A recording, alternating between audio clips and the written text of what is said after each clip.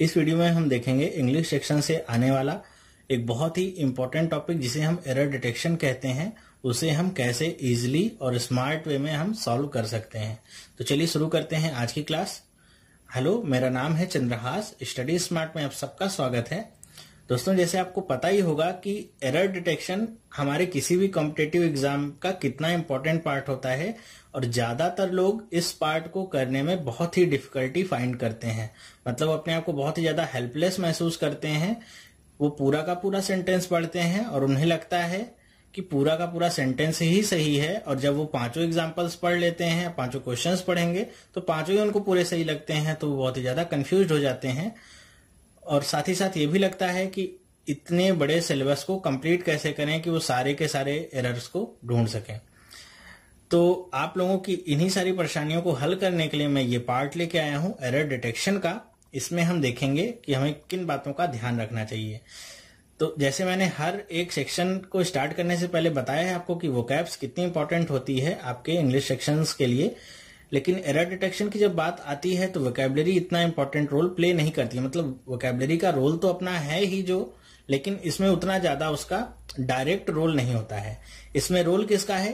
Part of speech का। Parts of speech जो आपके इंग्लिश के हैं, नाउन से लेके पूरा noun, pronoun, adverb, adjective, preposition, ये सारे जो आपको हैं, इसमें आपको बहुत ही ज्यादा अच्छी कमांड होनी चाहिए, तभी आप एरर डिटेक्शंस को बहुत ही इजीली और बहुत ही कम समय में कर पाएंगे। ओके, पिछले वीडियो में मेरे पास एक कमेंट भी आया था कि सर हम पहचानेंगे कैसे कौन सा नाउन है और कौन सा वर्ब है।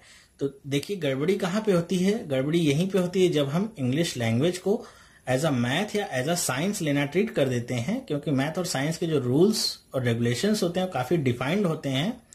उसमें हम एक दो एक्सेप्शंस ही पाते हैं, लेकिन इंग्लिश के साथ ऐसा कुछ नहीं है। इंग्लिश में आपको जितने रूल्स मिलेंगे उतने ही आपको एक्सेप्शंस मिलेंगे। तो कहीं ना कहीं आपको आगे जाके इतना कंफ्यूजन होगा कि कौन सा रूल है और कौन सा एक्सेप्शन। तो इसलिए आप इंग्लिश को मैथ और साइंस की तरह ट्रीट मत कीजिए। ये एक लैंग्वेज है, इसे लैंग्वेज की तरह अगर आप ट्रीट करेंगे तो आप बहुत ही आसानी पाएंगे इंग्लिश के सेक्शन को करने में भी। ओके, तो आपको अगर पता करना है कौन सा नाउन है, कौन सा वर्ब है, कौन सा एडवर्ब है, कौन सा एडजेक्टिव है, ईटीसी, तो इसके लिए आपको पार्ट्स ऑफ स्पीच अच्छे से पता होनी चाहिए। आपके 6th और 7th से ही ये स्टार्ट हो जाता है। तो अगर आपने नहीं पढ़ा हुआ है तो मैं आपको सजेस्ट करूंगा कि आप 10th लेवल की रेन एंड मार्टिन ले लीजिए। रेन एंड मार्टिन बहुत ही अच्छी बुक है, बहुत ही अच्छी लिखी गई है, कोई भी उसमें एरर नहीं है, कोई मिसप्रिंट नहीं है। तो आप उससे पढ़ेंगे तो आपका पार्ट्स ऑफ स्पीच बहुत ही ज्यादा क्लियर हो जाएगा। आपको पता चल जाएगा कैसी कैसी गलतियां किसमें किसमें होती हैं। ओके, कि नाउन में क्या गलती हो सकती है, प्रोनाउंस में क्या गलती हो सकती है। इसके बाद भी अगर आपने वो बुक पढ़ रखी है फिर भी आप थोड़ा और एक्सटेंड करना चाहते हैं अपनी नॉलेज को, तो मैं आपको सजेस्ट करूंगा बीएससी पब्लिकेशन की एक बुक आती है, इंग्लिश इज इजी, उसे पढ़िए। बुक थोड़ी थिक है, मोटी है, लेकिन डरने की बात नहीं है। इसे आप अपने एग्जाम पॉइंट ऑफ व्यू से ना भी पढ़ना चाहें, अपने नॉलेज को बढ़ाने के लिए अगर पढ़ना चाहें तो भी आप पढ़िए। इंटरेस्ट लेके पढ़िए, केवल पढ़ने के लिए नहीं पढ़िए कि आपको रोज इतना पढ़ ही लेना है। इंटरेस्ट लेके पढ़ेंगे लैंग्वेज तो बहुत ही इजी हो जाएगा आपके लिए पढ़ना। देखिए, मैं आपको बताना चाहूंगा, कोई भी लैंग्वेज जो होती है जब आप उसे एज अ सब्जेक्ट पढ़ते हैं तो आपके लिए समझना बहुत ही कठिन होता है, लेकिन जब आप उसे अपनी एक हॉबी के तौर पे अगर डेवलप करते हैं तो वो आपके लिए बहुत ही इजी हो जाता है। फिर आपको हर एक चीज में वही दिखती है।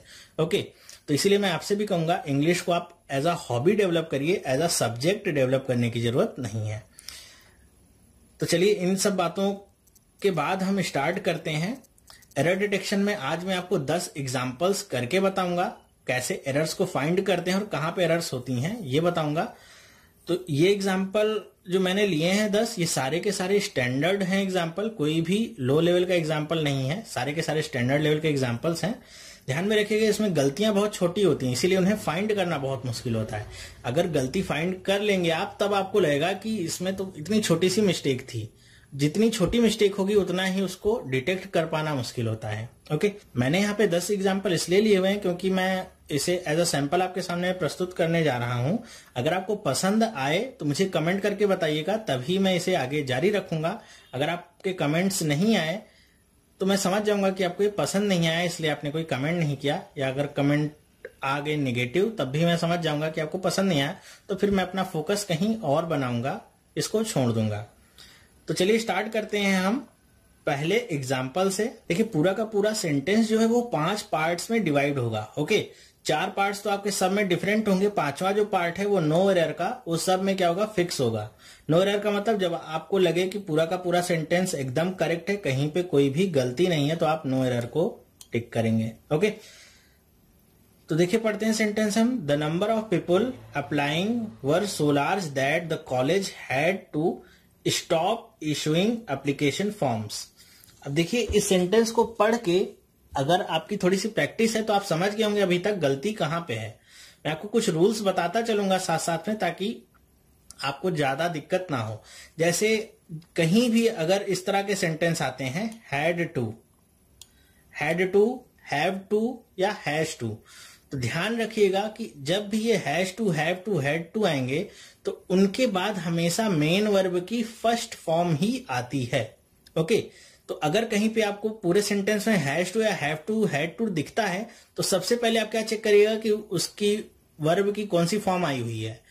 कई बार 60% केसेस में ऐसा होता है कि उसकी फॉर्म ही चेंज कर देते हैं वो, और आपको पूरा सेंटेंस पढ़ते हैं आपको लगता है हैड लगा हुआ है तो थर्ड फॉर्म होगी, तो एकदम सही होगा और आप आगे बढ़ जाते हैं और आपको एरर नहीं मिलती है। जैसे यहां पे देखिए तो यहां पे क्या लिखा हुआ है, स्टॉप। स्टॉप क्या है, फर्स्ट फॉर्म ही है, तो ये सेंटेंस यहां पे गलत नहीं है। ओके, 60% केसेस में यहीं पे गलती होती है, तो आप इस रूल को याद रखिएगा। हैज टू, हैव टू और हैड टू के बाद हमेशा मेन वर्ब की फर्स्ट फॉर्म ही आती है। ओके, तो यहां पे गलती तो नहीं मिली। चलिए देखते हैं और कहां पे गलती हो सकती है। दूसरा रूल मैं आपको बताता हूं। देखिए ये जो मैं आपको रूल्स बता रहा हूं ये बहुत ही जनरल है। जनरल का मतलब क्या, सामान्यतः बहुत साधारण रूल्स हैं कि जब भी आप एरर डिटेक्शन के लिए जाएंगे तो सबसे पहले इन्हीं सारे रूल्स को क्रॉस चेक कर लेंगे। अगर इनके बाद भी कुछ नहीं होता है तब आप आगे बढ़ेंगे। फिर देखिए दूसरा रूल क्या है कि सब्जेक्ट वर्ब एग्रीमेंट। मतलब क्या कि सब्जेक्ट जिस फॉर्म में होगा वर्ब भी उसी तरह का होना चाहिए। सब्जेक्ट अगर क्या है, सिंगुलर है या हिंदी में कहें एक वचन है, तो वर्ब भी क्या होना चाहिए, एक वचन का ही होना चाहिए, सिंगुलर ही होना चाहिए। सब्जेक्ट अगर प्लूरल है तो वर्ब भी क्या होना चाहिए, प्लूरल ही होना चाहिए। ओके, कभी भी ये मिसमैच नहीं करेंगे कि सब्जेक्ट आपका सिंगुलर होगा और वर्ब क्या होगा आपका प्लूरल। ओके, तो देख लेते हैं यहां पे क्या लिखा हुआ है, the number of people applying were.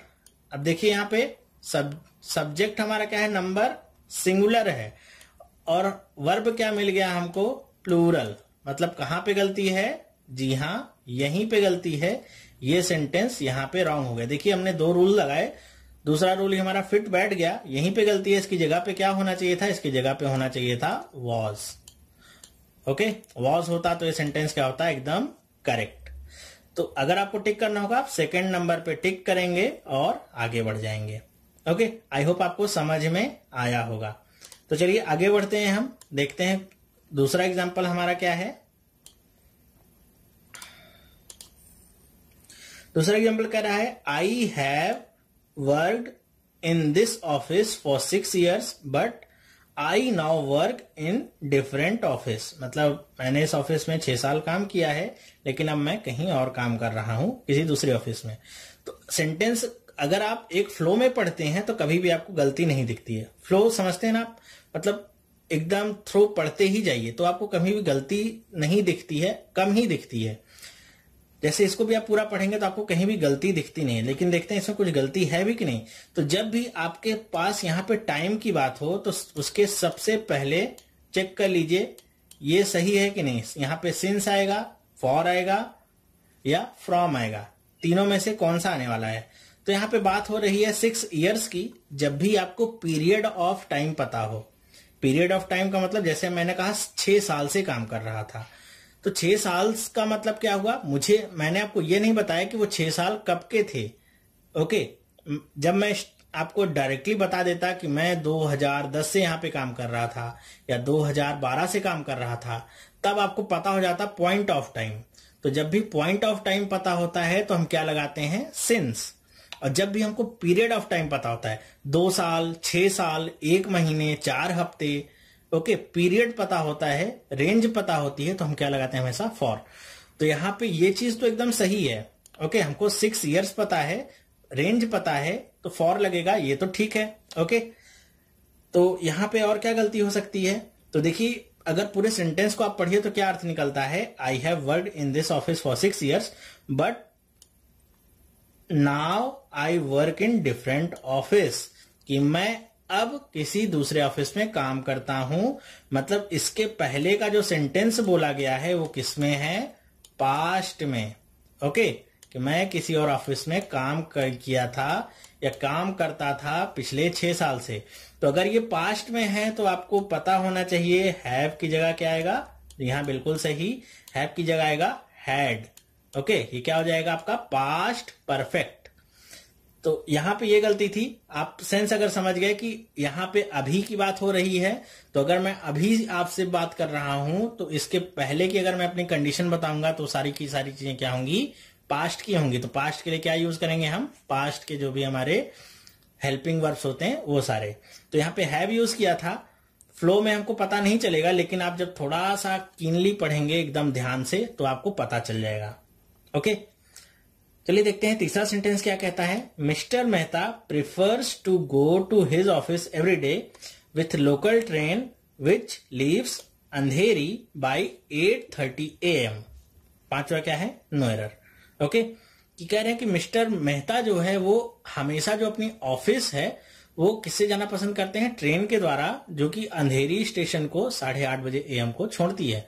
Okay, तो यहां पे एरर क्या हो सकती है। अच्छा, ये वर्ड जो है ये आपका मुंबई का एक स्टेशन का नाम है अंधेरी, तो इसमें कोई एरर नहीं है, नेम में कोई एरर नहीं होती है। ओके, किसी भी शहर का नाम लिखा रहे, किसी भी देश का नाम लिखा रहे, तो उसमें कोई एरर नहीं होती है। ओके, तो यहां पे एरर ढूंढने की कोशिश मत करिएगा। एरर कहां पे होती है, आपको एक क्लू और मैं देता हूं। जब भी किसी साधन की बात की जाए, मैं साइकिल से जाता हूं, मैं बस से जाता हूं, मैं ट्रेन से जाता हूं, तो उसके साथ हमेशा क्या लगता है, बाई। ओके, विथ नहीं, क्या लगता है, बाई। यहां पे क्या लगा हुआ है, विथ। तो गलती कहां पे है, थर्ड वाले में। ओके, इसमें हमारी क्या है गलती, होना क्या चाहिए था, बाई लोकल ट्रेन। ओके, तो कभी भी अगर ट्रांसपोर्ट मीडियम की बात होती है सबसे पहले आप चेक करिएगा वहां पे विथ लगा है या बाई लगा है। ओके, इसीलिए मैं कह रहा हूं कि आप 100 to 150 एग्जाम्पल सॉल्व करेंगे तो आपके लिए इतना ये इजी हो जाता है 5 नंबर पाना कि आप सोच भी नहीं सकते हैं। वर्ड देखते ही आपके दिमाग में सारी चीजें ऐसे सेट हो जाती हैं कि क्या क्या वर्ड है और कहां कहां पे गलतियां हो सकती हैं। तो बहुत ही इजीली आप इसको क्रैक कर सकते हैं। ओके, तो चलिए देखते हैं नेक्स्ट सेंटेंस। लिखा हुआ है, Ramu closely resembles to his father not only in physical features but also in habits. कह रहे हैं कि जो रामू है वो बिल्कुल अपने पिता की तरह ही है, केवल शारीरिक बनावट में ही नहीं बल्कि आदतों में भी। तो इस सेंटेंस को पढ़ने के बाद मेरे ख्याल से मोस्ट ऑफ यू पता नहीं लगा पा रहे होंगे कि इसमें एरर है भी कि नहीं है। जिनको प्रैक्टिस है वो तो तुरंत पता लगा लेंगे इसमें एरर कहां पे है। तो एक यहां पे मैं और आपको बता दूं, हिंट आपको दे दूं, क्लू दे दूं कि जब भी आप किसी की तरह दिखते हैं या किसी की तरह रिजेंबल करते हैं तो उसके बाद में कभी भी हम टू नहीं लगाते हैं। ओके, समझ में आया कि जैसे यहां पे कह रहे हैं कि Ramu closely resembles his father, ये टू जो है ये आपका क्या है, एक्स्ट्रा, इसको यहां पे नहीं होना चाहिए था। जब आप किसी की तरह दिखते हैं तो यू रिजेंबल समथिंग, ओके, या someone. Resembles to something, resembles to someone गलत होता है सेंटेंस। तो कहीं भी आपको अगर रिजेंबल्स आता है तो उसके बाद ध्यान रखिएगा टू नहीं आएगा। ओके, आई होप आपको समझ में आ रहा होगा। अगर मैं थोड़ा फास्ट जा रहा हूं तो मुझे बता दीजिएगा कमेंट करके, नेक्स्ट टाइम से मैं थोड़ा स्लो चलूंगा। अगर स्पीड सही है तो कोई बात नहीं। चलिए देखते हैं नेक्स्ट सेंटेंस क्या है। All I know is that I would not be at peace with my self unless I do not go there. कह रहे हैं कि मुझे कि सिर्फ इतना पता है कि मुझे तब तक शांति नहीं मिलेगी जब तक मैं वहां जाऊंगा नहीं। ओके, तो इस सेंटेंस को पढ़ने के बाद आपको आई होप कोई गलती नजर नहीं आएगी। मैंने ये जो 10 सेंटेंस आपके लिए कलेक्ट किए हैं, मैंने कोशिश की है कि 10 सेंटेंस में आपको मैं 10 बातें अलग अलग तरह की बता सकूं। तो किसी में भी रिपीटिशन होने का चांस कम है। तो 10 सेंटेंस आज आप देखेंगे और आप 10 बातें भी साथ ही साथ सीखेंगे। नेक्स्ट टाइम जब आप प्रैक्टिस करने बैठेंगे तो आप देखेंगे कि ये जो वीडियो है आपको कितनी हेल्प करेगा। करें all I know is that I would not be at peace with my self unless I do not go there. अब देखिए यहां पे एक और आपको मैं हिंट बताता हूं कि कभी भी किसी भी सेंटेंस में 2 निगेटिव एक साथ नहीं आ सकता है। 2 निगेटिव का मतलब कैसे हुआ, जैसे 4th वाले सेंटेंस को आप पढ़िए, यहां पे क्या लगा हुआ है, अनलेस, और फिर आगे जाके यहां नॉट भी लग गया है। सेंटेंस में क्या हो गया, 2 बार नहीं आ गया है। तो ऐसे रिपीटिशन नहीं होना चाहिए नेगेटिव सेंटेंसेस का।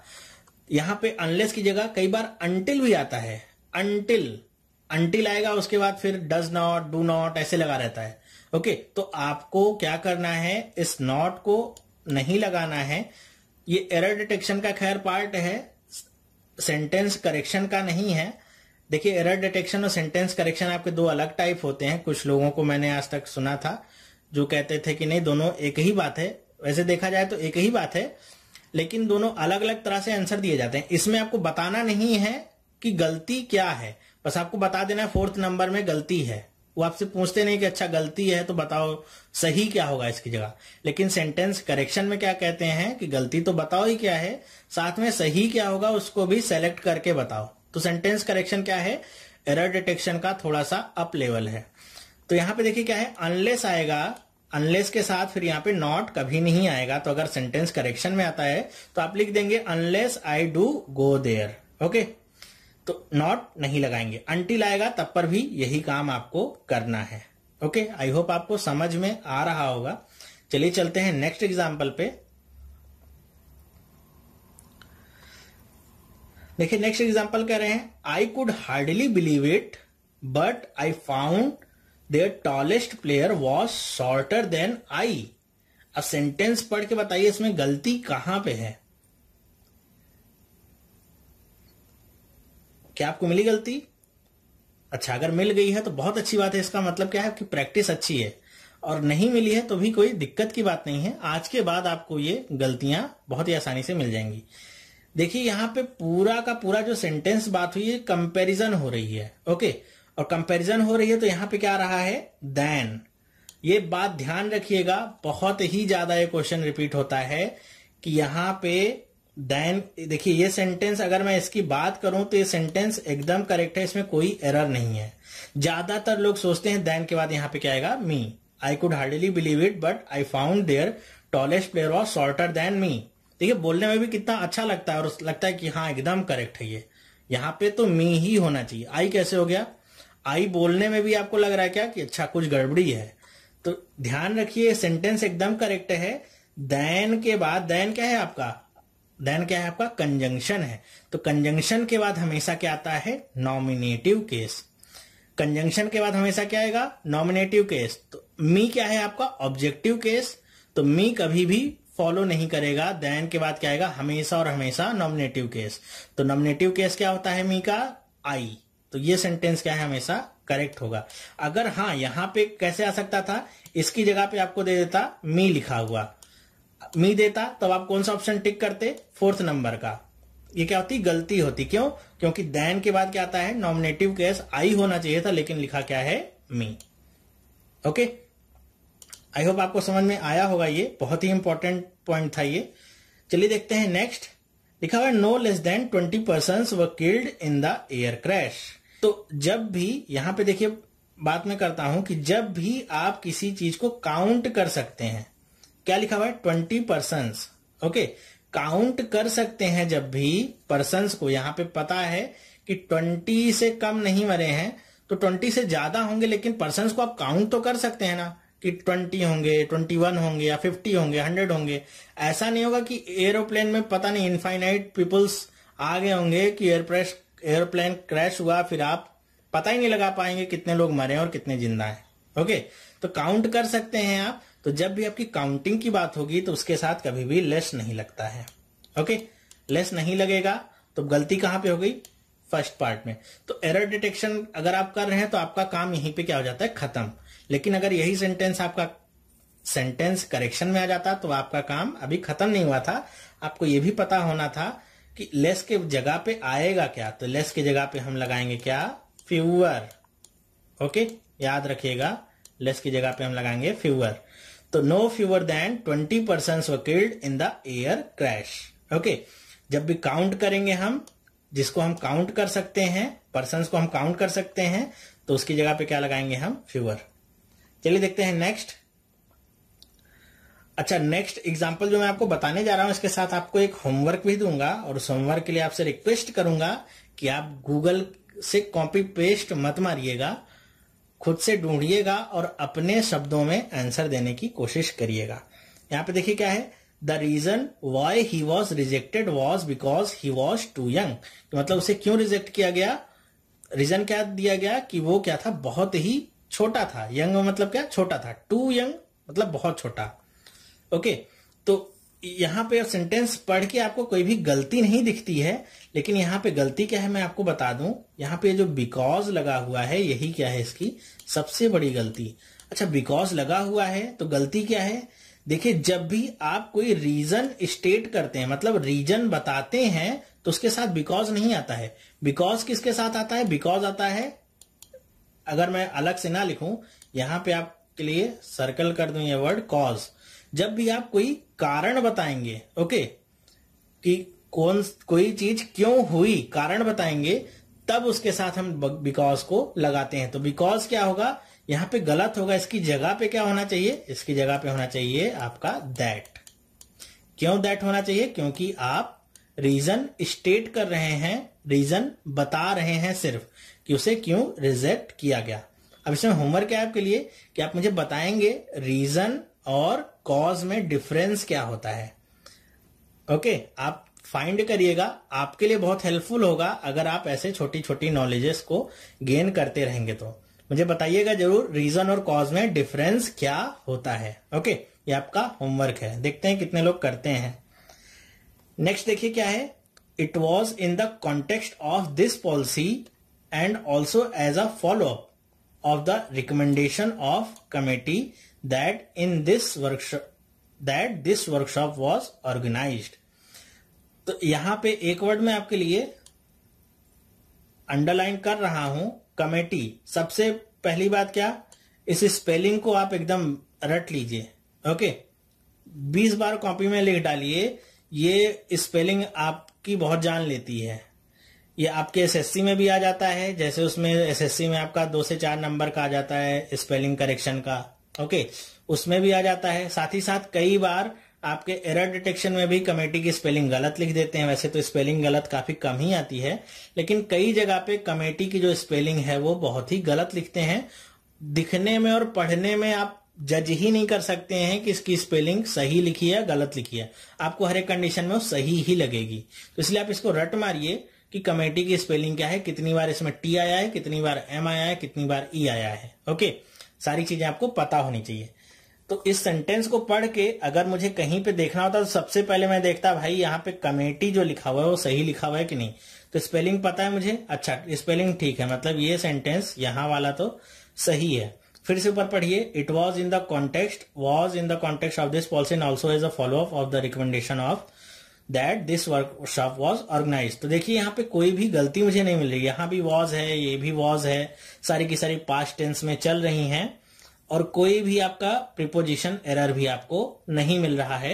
एरर होता कहां पे, या तो यहाँ पे सब्जेक्ट वर्ब एग्रीमेंट पे होता, जैसे यहाँ पे वॉज ऑर्गेनाइज था और यहाँ पे क्या था, प्रेजेंट हो जाता, फ्यूचर हो जाता, कुछ भी हो जाता, या यहाँ पे कुछ टेंसेस के डिफरेंस हो जाते, तो यहाँ पे गलती हो सकती थी, या तो कमेटी की आपकी स्पेलिंग गलत हो सकती थी।